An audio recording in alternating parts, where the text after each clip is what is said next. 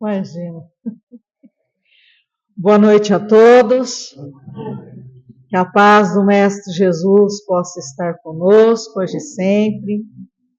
É uma alegria retornarmos a esta casa, podermos trazer um pouquinho, do Evangelho de Jesus, que é o nosso alimento, é o alimento para as nossas almas, principalmente nos momentos que temos que dar os nossos testemunhos, não é verdade? Então hoje, como é praxe dessa casa, aqui a gente fala, na sequência o Evangelho, e então a gente vai falar um pouquinho do capítulo 17 do Evangelho segundo o Espiritismo, Sedes Perfeitos, Sede Perfeitos. Todos nós fomos criados por Deus, pela sua vontade, para um dia nos tornarmos perfeitos. É bem verdade que a nossa perfeição, ela é relativa à perfeição de Deus, porque nós não podemos ter a perfeição de Deus, porque senão ele se igualaria a nós, ou nós nos igualaríamos a ele, e aí sim, então deixaria de ser Deus, porque ele estaria numa ótica de criatura e não de criador. Mas nós sim fomos criados pela vontade dele para sermos seres perfeitos. E nessa certeza de perfectibilidade, a qual todos nós fomos criados, estamos aqui a caminho, estamos aqui aprendendo para que um dia a gente atinja essa perfeição que cabe a cada uma de nós, criaturas, filhas de Deus. Então, nesse sentido, este capítulo, Sede Perfeitos, ele nos traz inicialmente algumas características do que é ser perfeito. De todas as virtudes que nós precisamos adquirir, fazer florescer, porque ela está em germe, todas elas estão em germe em nós, quanto filhos de Deus, criaturas de Deus, despertadas consciencialmente, todos nós temos algumas características, e estas características é que nos levarão à perfeição. Então, dentre elas está em aprendermos a amar. Nós sabemos que Jesus veio, nos exemplificar o que é o amor, e dentro desta ótica do que é o amor, veio nos ensinar como adquirirmos esta virtude. E dentre elas, ele vem nos ensinar que devemos amar os nossos inimigos. Devemos fazer o bem aos que nos odeiam e orar por aqueles que nos perseguem e caluniam. Nós, filhos que estamos a caminho, muitas vezes somos colocados à prova, e nos deparamos com situações inusitadas, muitas vezes. E a gente fica pensando como é possível nós amarmos os nossos inimigos, fazermos o bem ao que nos odeiam, orar pelos que nos perseguem e caluniam. Como fazer isso? Mas Jesus nos ensina como fazer. Nesse sentido, então, ele nos questiona, a espiritualidade também nos questiona, mas escrito pelos evangelistas, e nessa passagem, pelo evangelista Mateus, ele vem nos questionar e nos dizer ao mesmo tempo, fazer uma assertiva para nós. Porque se nós não amarmos os nossos inimigos, se nós não trabalharmos na nossa intimidade para que qualquer sentimento menos feliz paire nos nossos corações, qual é o sentido da nossa existência, Porque se nós amarmos só aqueles que nós já temos afinidades, qual é o mérito, Que recompensa nós vamos ter no contexto da questão espiritual se nós amarmos só aqueles que nos amam, ou tratar bem somente aqueles que nos tratam bem. Esse nós já conquistamos, esses já fazem parte dos nossos vínculos espirituais. O nosso grande desafio, de fato, é aprender a amar aqueles que não nos compreendem, aqueles que não nos aceitam como nós somos, ou que têm qualquer sentimento que não seja algo que, ou sendo redundante, né? Um valor, um sentimento que não nos agrade. Que mérito nós vamos ter se a gente não trazer para nós esses que ainda têm um olhar distorcido, né, do que é amar o semelhante? Porque, como Jesus nos ensinou, o mérito maior nosso é amar a Deus acima de todas as coisas e ao próximo como a nós mesmos. Mas muitas vezes o nosso próximo não é aquele próximo que a gente quer que esteja próximo, porque não nos compreendem, não nos aceitam como somos, né? Nos caluniam, como está aí, nos difamam, nos traem, nos roubam, enfim, apresentam comportamentos que não são aqueles que a gente espera de um irmão. Todavia, na medida em que nós vamos compreendendo as leis divinas, nós vamos entendendo, nós vamos passando a entender que é preciso que olhemos esses irmãos com compaixão, com piedade, com benevolência, com indulgência e, acima de tudo, com perdão. Porque são filhos de Deus que estão na mesma condição que nós, a caminho, só que nem sempre têm as possibilidades e a compreensão que nós temos do Evangelho de Jesus e da justiça divina. Porque quando Jesus nos chama e nos diz para que nós sejamos perfeitos, ele vem apresentar para nós um roteiro do que nós devemos fazer e de como nós devemos nos sentir para que a gente possa se apropriar desse sentimento maior. Porque ser perfeito é ter o amor florescido em nossos corações, em nossas intimidades, é ter esse sentimento despertado em nossas consciências. E como Jesus e tantos outros espíritos de escola que serviram e servem de modelo para nós, de exemplos para nós, a gente vai olhar com um olhar diferenciado esses filhos, porque nós já teremos a compreensão, não só apenas teórica, mas a compreensão prática de que esses filhos precisam da nossa compaixão, precisam de que nós, cada um de nós, no contexto em que nos encontrarmos, tenhamos um olhar um pouco diferenciado. Quando Jesus disse que deveríamos amar os nossos inimigos, é claro que ele não quis dizer para nós que o nosso sentimento daquele que nos fere, que nos machuca, né, e que aos olhos sociais da humanidade seriam inimigos, não é o mesmo de um que é amigo. As vibrações são diferentes, né? Essa troca de energias são diferentes. Porém, é não desejar o mal.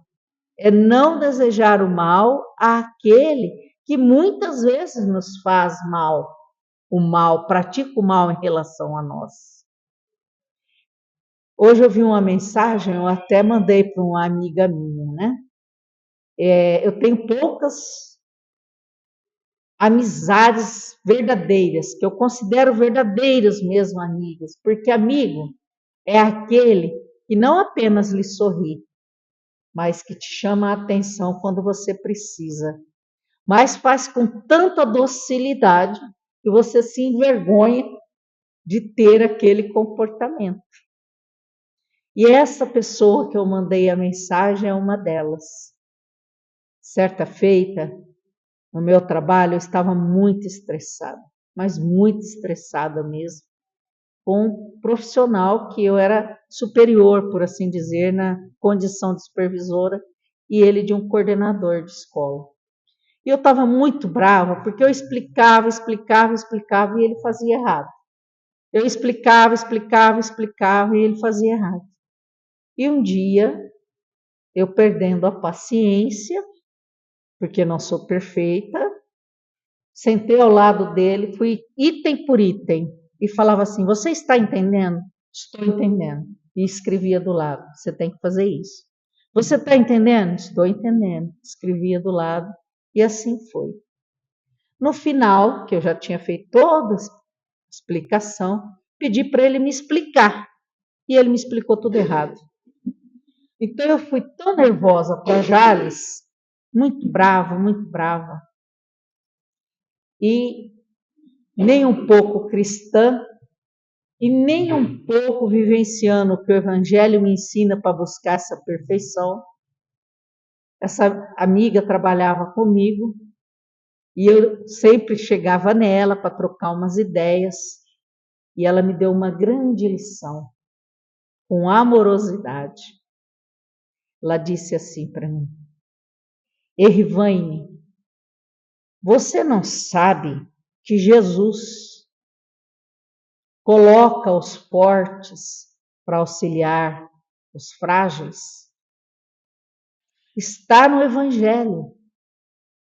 Você já parou para pensar que este irmão está dando o melhor dele e que cabe a você, que já tem a compreensão, auxiliá-lo um pouco mais, com mais paciência, com mais tolerância, e agora é a minha fala, com mais humildade?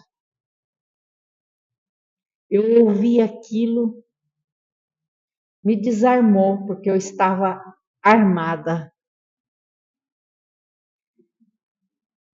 Voltei para minha mesa, fui lá para minha sala, porque as salas nossas eram diferentes, e fui refletir sobre o que ela me falou. E daquele dia em diante, todas as vezes que eu tinha que dar uma orientação para esse irmão profissional, porque né, a relação era profissional, eu ia com olhos de que eu poderia fazer um pouco mais.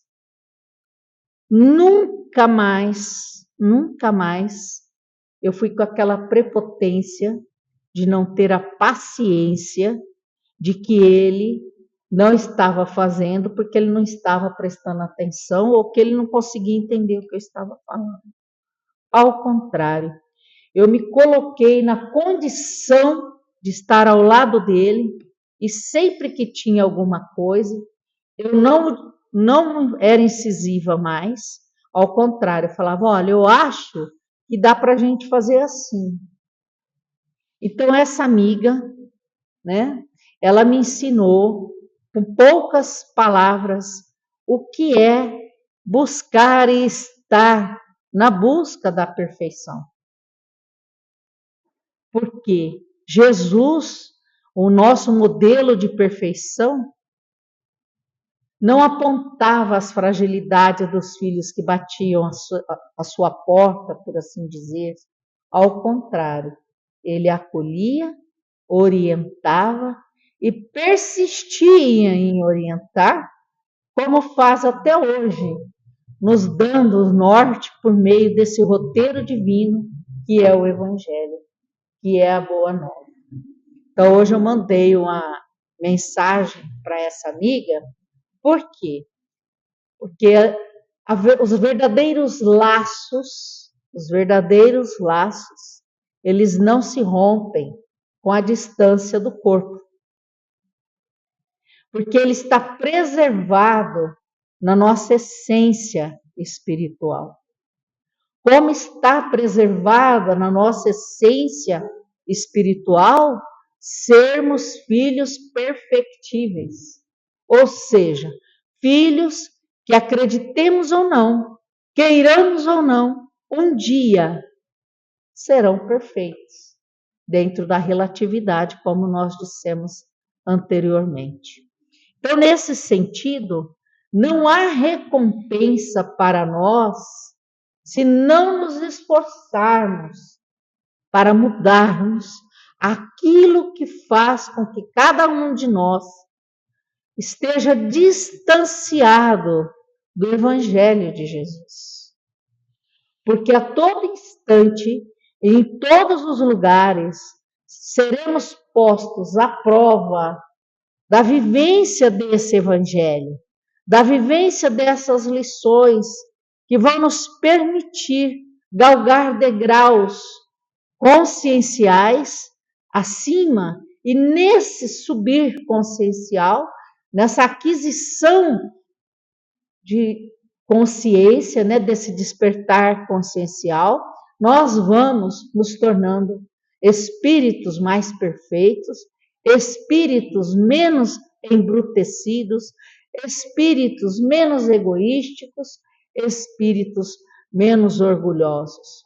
Porque muitas vezes o que nos distancia dessa perfeição que Jesus nos ensina, que todos nós um dia conquistaremos, são essas duas chagas, o egoísmo e o orgulho.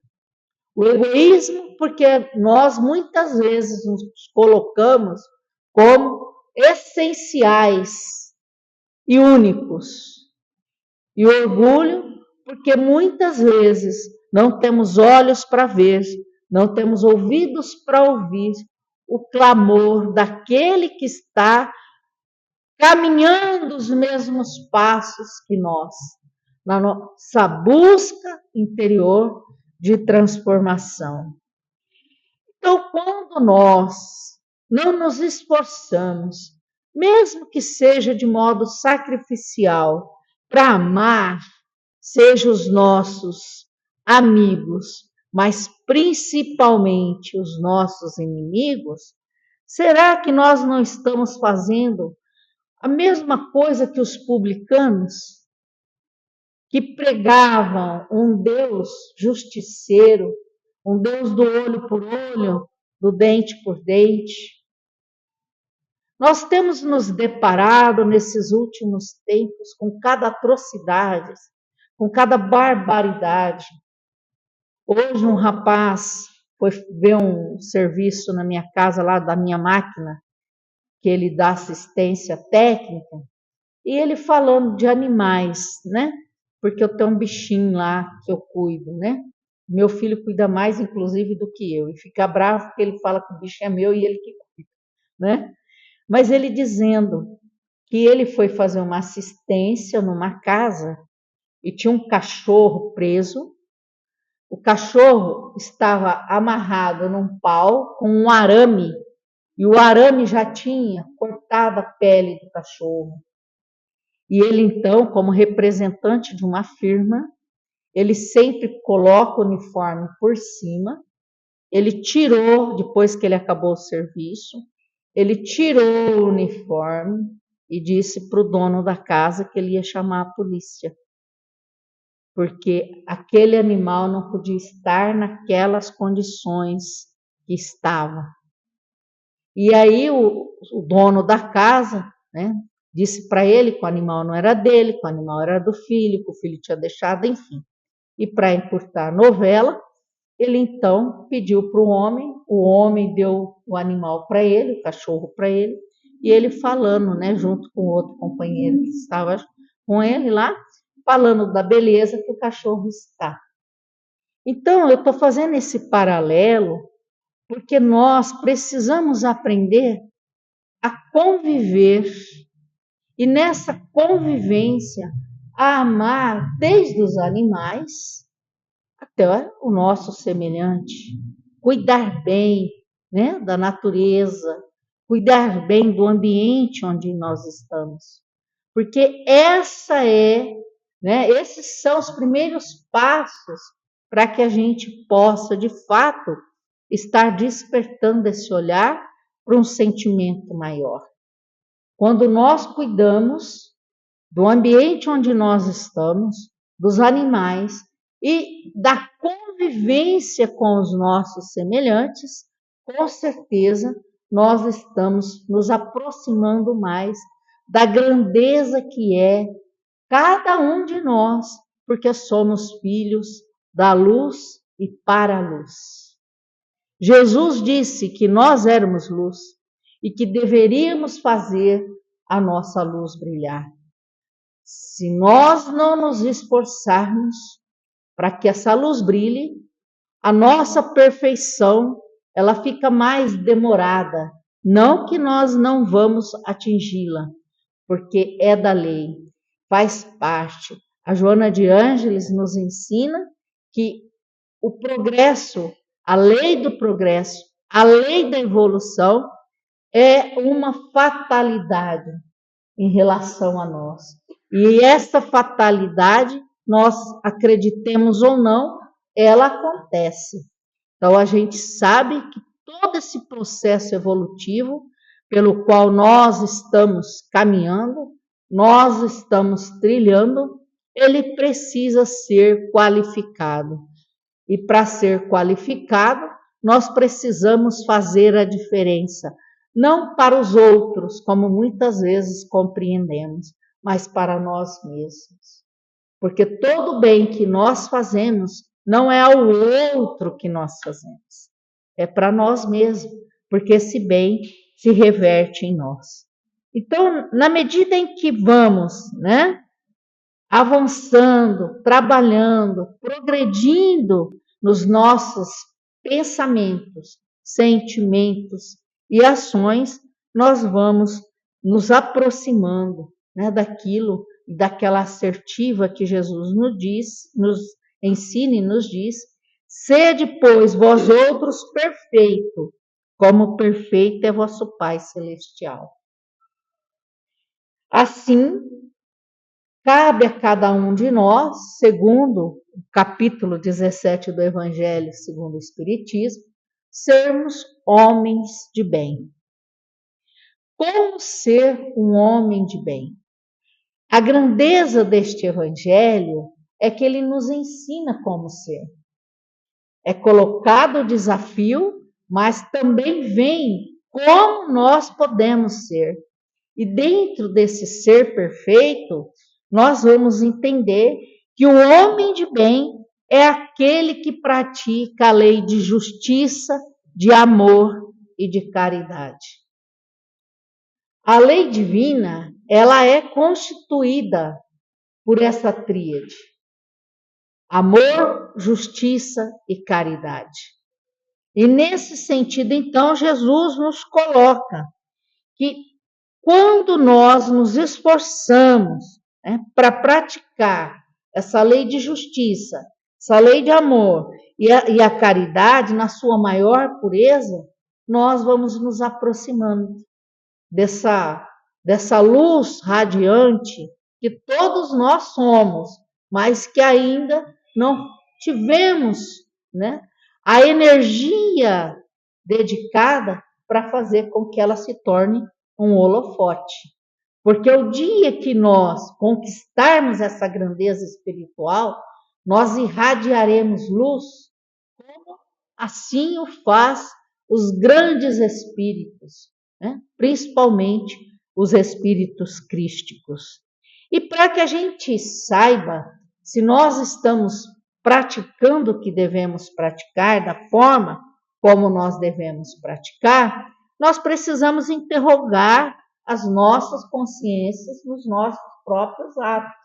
E eu dei o exemplo de um companheiro de trabalho, que tinha naquele momento uma função diferente da minha, que eu supervisionava, que daquele dia em diante eu olhava ele com novos olhos.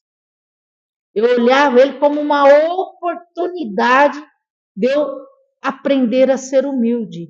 Porque no momento em que eu estava agindo de forma diferente, eu estava deixando, espargir de mim, por assim dizer, todas as vibrações do orgulho, de não olhar e não enxergar com os olhos da compaixão, da benevolência, da indulgência, como Jesus nos ensina. E aí sim, nós vamos ver que nesse interrogar de consciência, para sermos um homem de fato de bem, né, nós precisamos fortalecer a nossa fé em Deus. E como que nós fortalecemos a nossa fé em Deus? Na minha ingenuidade, quando eu era jovem, eu achava que era ficar rezando. Então eu ficava orando, rezando. Não, não basta a gente proferir palavras, preces lindas, maravilhosas, decoradas, 10 vezes, com todo respeito, 10 vezes o Pai Nosso, 10 vezes uma Ave Maria, uma Santa Maria, enfim, todas as orações. Não basta. A gente pode dizer uma frase: Senhor, tenha misericórdia de mim. Se essa frase for feita com o que nós tivermos de melhor na nossa intimidade, ela será muito mais ouvida do que a gente ficar falando apenas com os lábios. Então, nesse sentido, fortalecer a nossa fé em Deus é estudar para compreender. Uma vez eu fui fazer uma fala sobre a fé e me surpreendeu, porque nos estudos que eu fiz, o que é ter fé? É você ter a razão despertada. O que faz eu acreditar em Deus é eu saber que Ele existe. E como que eu sei que Ele existe? A partir dos conhecimentos que eu vou adquirindo. Conhecimentos esses que estão sendo, né, introduzidos na minha alma, no meu espírito, como de todos nós, pelas experiências reencarnatórias e pelos aprendizados que nós fomos adquirindo nessas experiências reencarnatórias. Nós vamos agindo com a razão. Por isso que Kardec nos ensina que nós precisamos de uma fé raciocinada. A fé raciocinada é uma fé robustecida, porque ela vem e advém dos conhecimentos que nós vamos adquirindo a partir do nosso esforço individual em adquirir a compreensão, no caso particular, da existência de Deus. Nós também passamos a ter fé no futuro. Um homem de bem acredita no futuro. O que faz cada um de nós sairmos dos nossos lares e virmos a uma casa espírita, como outros irmãos vão em outras filosofias religiosas. Deixarmos o nosso conforto do nosso lar para vir a uma casa espírita. Se não a certeza da existência de Deus e de que nós somos filhos imortais e que estamos aqui de passagem. E nesse percurso, num determinado momento, o nosso combustível físico vai terminar e voltaremos para a vida real, para aquela vida que não é perecível, que é a vida espiritual. Então, é essa crença na vida futura, de que se nós formos filhos melhores hoje, vamos ter uma vida futura melhor, que também vai nos tornando um homem de bem. Nós vamos também ter a consciência de que todos os desafios da vida são provas ou expiações, mas nós vamos aceitar esses desafios, seja no contexto provacional, seja no contexto expiatório, com tranquilidade, sem ficarmos murmurando, sem ficarmos reclamando, porque teremos a consciência de que todos esses desafios, eles são necessários para o nosso progresso, para a nossa evolução. Porque Deus, meus irmãos, não trabalha inutilmente. Se nós abraçamos esta causa cristã, né, que é o Espiritismo, dentre tantas, mas nós abraçamos o Espiritismo, temos a convicção de que Deus é soberanamente bom e justo, nós não devemos, meus irmãos, ficar nos murmúrios das nossas provas, das nossas expiações, Porque se Deus é soberanamente bom e justo, Ele nos coloca essas experiências, muitas vezes, é bem verdade, doridas, mas necessárias para que a gente saia do marasmo que muitas vezes nós nos colocamos pelas nossas escolhas errôneas, se não nesta reencarnação, em reencarnações passadas, mas que se fazem necessárias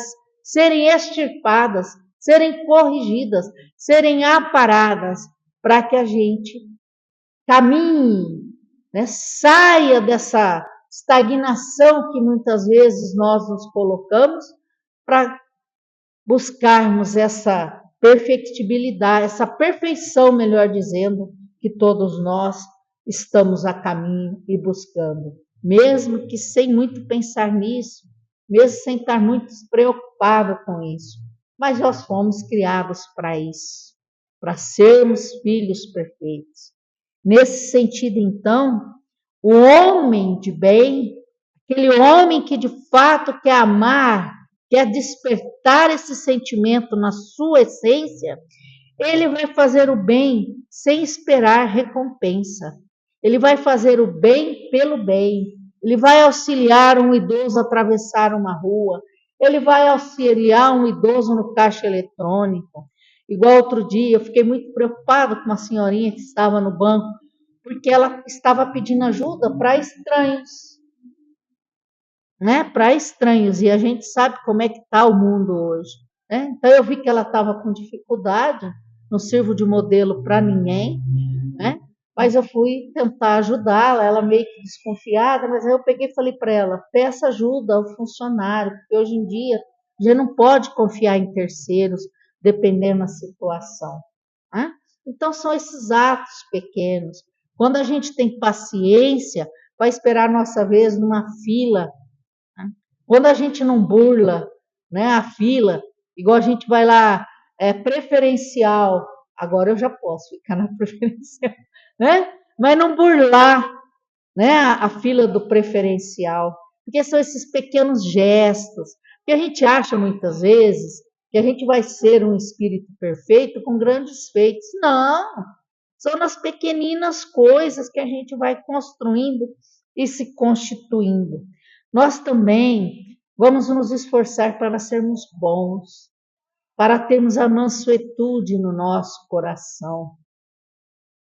Não tem felicidade maior do que quando a gente faz o bem. Não tem, gente. A gente pode fazer, né? Mas aquele bem que você faz para uma pessoa que você sabe que precisa, para um irmão que precisa, ele te traz um conforto diferente. A gente faz sopa aos sábados na nossa casa, em 2 momentos. De manhã, as pessoas vêm na nossa casa buscar a sopa. E de uns tempos para cá, tem ido uns andarilhos, né? Uns andarilhos. Drogados, às vezes, alcoolizados, sujos, fedidos. Então, aquilo ali é uma prova, né? Para todos, para eles e para nós. Porque você tem que se aproximar, por exemplo, e às vezes o cheiro está muito forte, mas você tem que tratar com amor. Porque se ele está ali, é porque ele precisa. E talvez, e estou falando da nossa casa, mas em todas as casas, com todos os trabalhos fraternos que as casas realizam, né? É dali que aquele filho pode um dia deixar aquela condição tão triste, tão dorida que ele está, não é? Então, ser bom, ser manso, ser benevolente para com todos, indistintamente, né? Não é porque chega uma pessoa mais bem, né, apresentável lá para a gente, que tem que ter um tratamento diferente daquele que chega esfarrapado.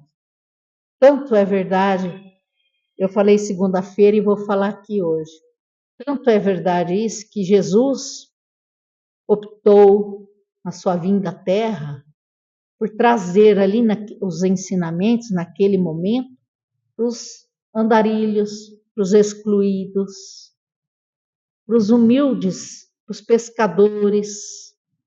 Ele poderia ter optado para estar num palácio, mas ele optou por nascer numa manjedoura, para mostrar para nós que é necessário ser humilde diante de todos os momentos que nós temos que vivenciar.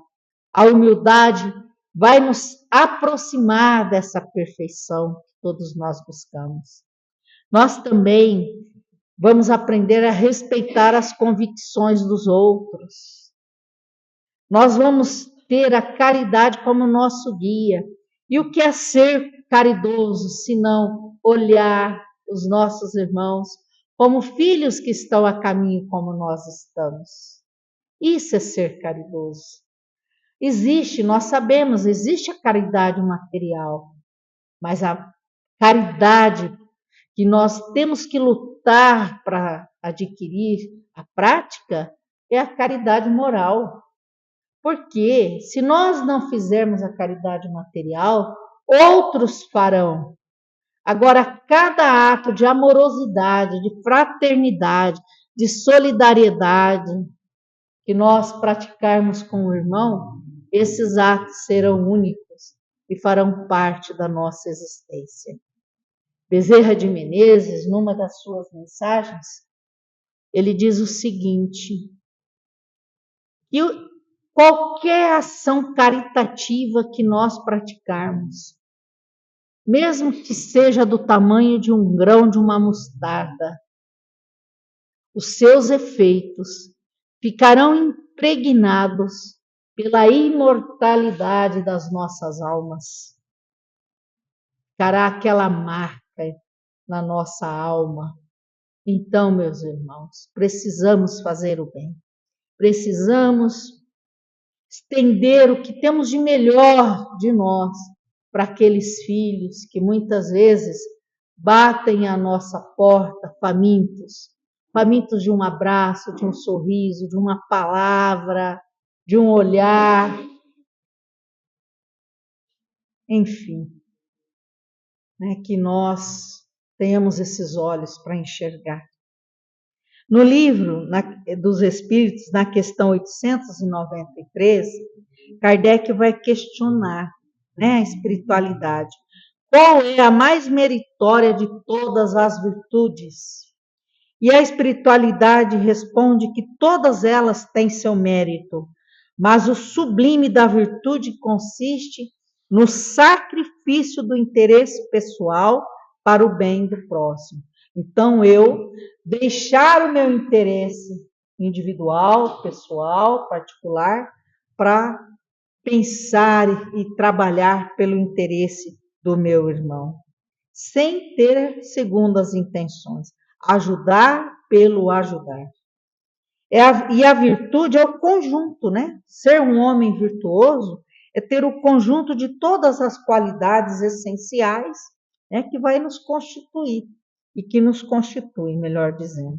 Então, nós somos, o homem virtuoso, ele é, né, possuidor do sentimento da caridade plena no seu coração e do amor ao próximo.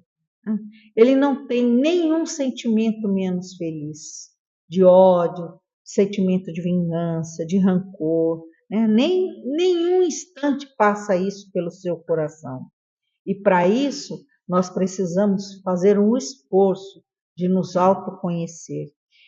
É o autoconhecimento um instrumento, a chave que vai nos mostrar como nós podemos e como nós temos que buscar o nosso progresso individual.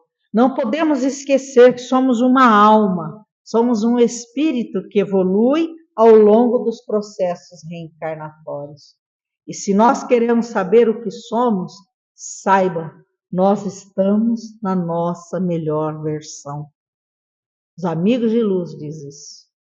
Hoje nós estamos na nossa melhor versão. Então, façamos uma reflexão sobre isso e busquemos, né, aprimorar aquilo que a gente sabe, não precisa ninguém falar para nós, a gente sabe quais são os nossos pontos frágeis, né? E nesse sentido, então, o espírita, o verdadeiro espírita, ele trabalha pela sua transformação moral e pelos esforços que ele vai empregar para domar as más tendências, as más inclinações. Então, não adianta eu vir aqui falar para vocês tudo que eu estou falando, se eu não me esforçar para pôr em prática o que eu falo. O espírita que verdadeiramente abraça essa causa, ele se esforça para vencer, né, as suas más tendências. E para finalizar, né, para nós, não vamos nos esquecer. Jesus constitui o tipo de perfeição moral que a humanidade, né, pode aspirar na Terra. Por isso que ele disse: vós podeis fazer o que faço e muito mais. Vós sois luz, fazei com que vossa luz brilhe. Meus irmãos, que Jesus, no seu infinito amor, possa tocar os nossos corações a todo instante, para que nesse toque de amorosidade, de fraternidade, como grande pastor que é, nós, suas ovelhas, tenhamos, né, o desprendimento e o despertamento consciencial para fazer os seus ensinamentos, das suas lições, o roteiro das nossas vidas. Porque com certeza, se assim o fizermos, seremos mais felizes hoje do que fomos ontem e seremos mais felizes amanhã do que somos hoje. E para finalizar, eu gostaria de dizer que façamos como muitos irmãos de luz que passam por essa terra fácil e fizeram. Façamos o esforço de sermos úteis na messe de Jesus, compreendendo que estamos aqui para servir e não para ser servido.